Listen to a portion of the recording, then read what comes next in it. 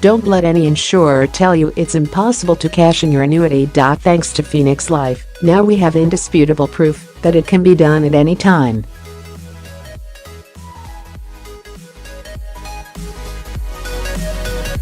What a terrific example it has set for its rivals in offering 20,000 customers the chance to exchange tiny incomes for a lump sum of up to £2,000.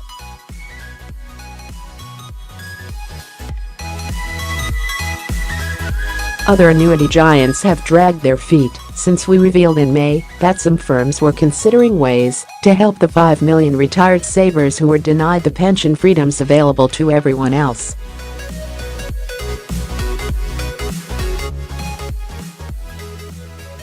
Now there's no excuse for blocking customers from cashing in piddling annuities worth less than £300 a year.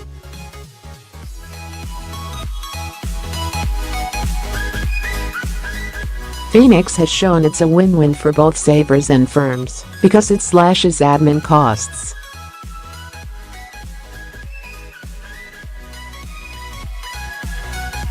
The £300 figure is important. At £25 a month, this income barely pays for a cinema outing, let alone a gas bill.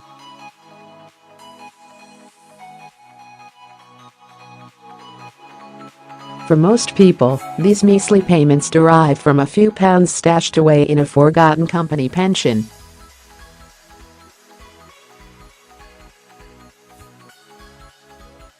Savers are hardly sacrificing a lot if they give up this income stream. I'll be writing to the bosses of every insurance firm to ask them when they intend to follow Phoenix's lead.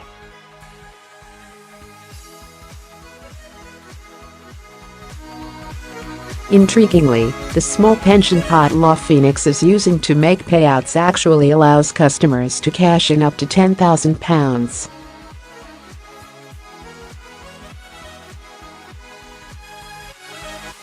Based on its calculations, that's comparable to an income of £1,500 a year, which is still fairly trivial in the grand scheme of things.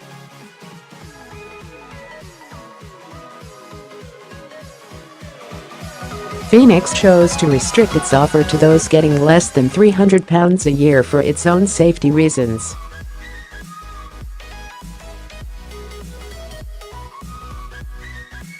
If its trial is successful, other firms should have the confidence to increase their limits to £1,500.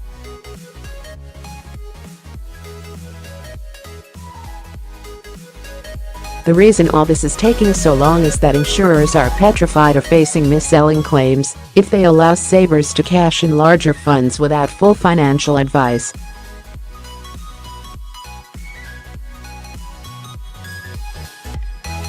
They fear someone will give up a guaranteed lifetime income to squander the cash on dodgy investments, holidays and fast cars, and have nothing to see them through their final years, then claim that the company betrayed them.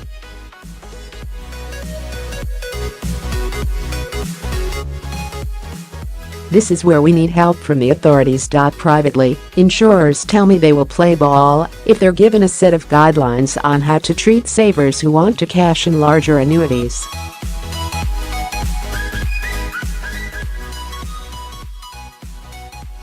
This could include instructions on what to put in offer letters, how to ensure fair payouts, and what firms can and can't say to customers over the phone.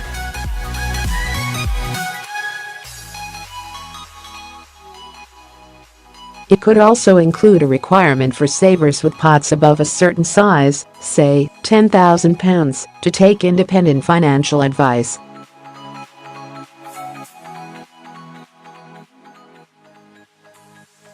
My sources say the sticking point is that the city regulator won't write these rules unless the government asks it to, and ministers keep saying they're too busy with Brexit.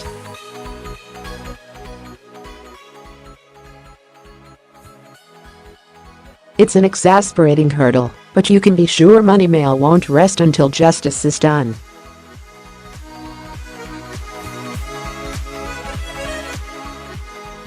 Stamp duty is an unjustifiable tax, and it's quite right that Philip Hammond ditched it for most first-time homebuyers in the budget.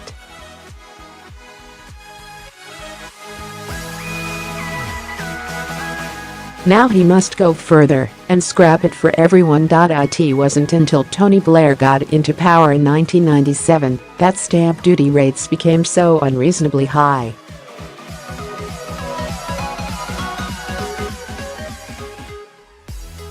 Back then, it was 1% on properties worth more than £60,000. Today, you can end up paying 12%.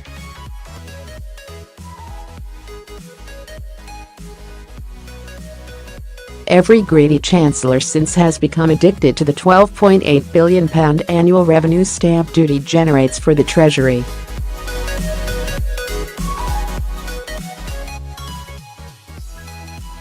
But Mr. Hammond should realize it's nothing more than a trumped-up version of that, and it's hammering families who want to move up the ladder and pensioners who want to move down it.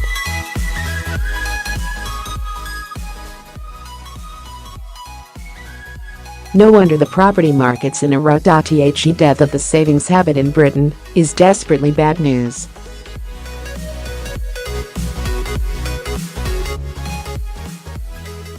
Killed off by years of record low interest rates and stagnant wage growth, entire generations are growing up without putting aside money for a rainy day.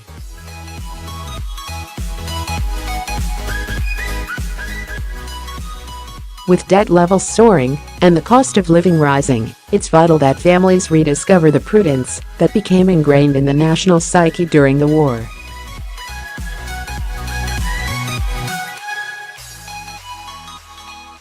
A word in the ear of younger relatives this Christmas could help them avoid financial catastrophe.